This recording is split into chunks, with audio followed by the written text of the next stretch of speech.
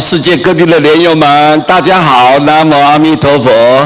接着师父给各位大家介绍这一章啊，我们呢修行很重要的一些观念，我们大家如果能够随时提醒自己，那么往后呢，我们不会受苦，不会堕落。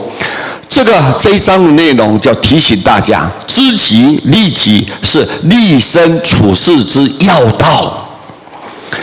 知己嘛，对自己最了解就是你个人嘛，就是你个人，你最了解你自己了。你的优点，你的缺点，你的短处，你的长处，对不对？你的毛病在哪里？你有什么特别的强项，你自己都很清楚，自己知道。那么我们知道自己不对、不好、有毛病的地方，我们就立即严格的要严格的要求自己。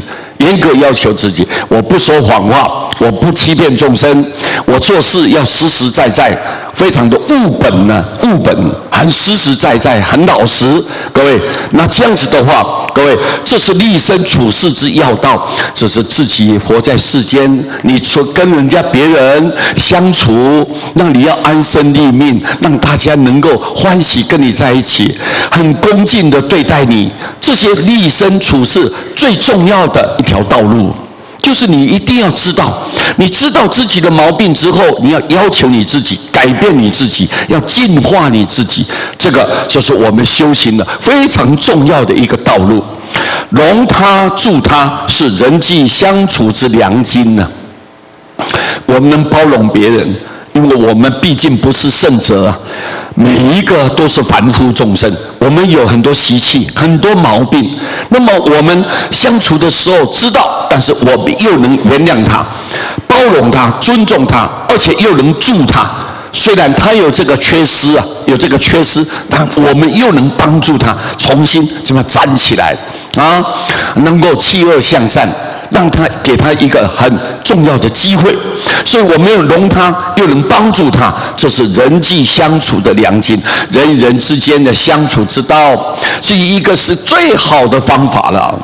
良经嘛，最好的斤两就是一个方法，就是对你能够受到别人能够恭敬你，人家说你这个人有道德、有人品、有度量、有胸襟，非常宽敞胸襟，所以人家愿意跟你相处在一起，很喜欢的跟你生活在一块。为什么？因为你有容他，有助他，有这种很好的修养跟度量。念佛念法是远离恶道之秘方。佛是觉悟嘛，觉悟什么？世间是虚幻的，是无常的，一切都是无我的。你佛就是觉悟，他已经看清楚这个世间的内幕，了解这个世间的真相，他了解一切都是因缘而生，有缘他成熟来，他就出现了；缘如果灭了，缘如果消失了，他自然就离开。所以你这个觉悟的时候，你心就保持平常心，不会忽高忽低，忽好忽坏，就不会有这种现象，因为你是个觉悟嘛，了解世间本来就是如此，有成功有失败，有好一定有坏。你知道了，就念佛就是你觉悟了，念法就是要正当，要光明磊落。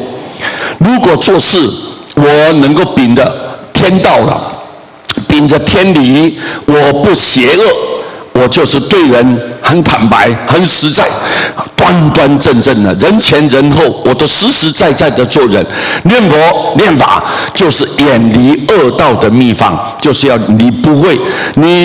因为你这个了解这些道理，你没有贪念而且行为又很端正，当然你种的善的因不会堕入恶道。恶道是什么？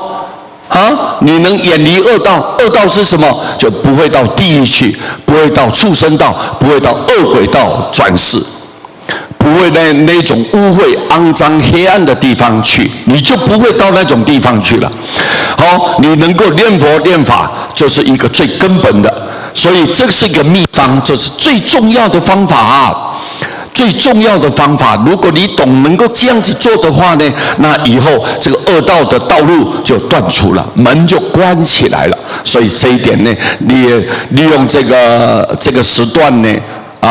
能够各位大家互相交流，把师父的这个看法呢，给各位大家提供一个意见。希望你们今后，如果我们大家都秉持着这样一个修行方式，日后日日都进步了，人人都可以成就了。哎呀，那就太开心了，太欢喜了。我们非常谢谢大家，好好的用功念佛，谢谢大家。南无阿弥陀佛。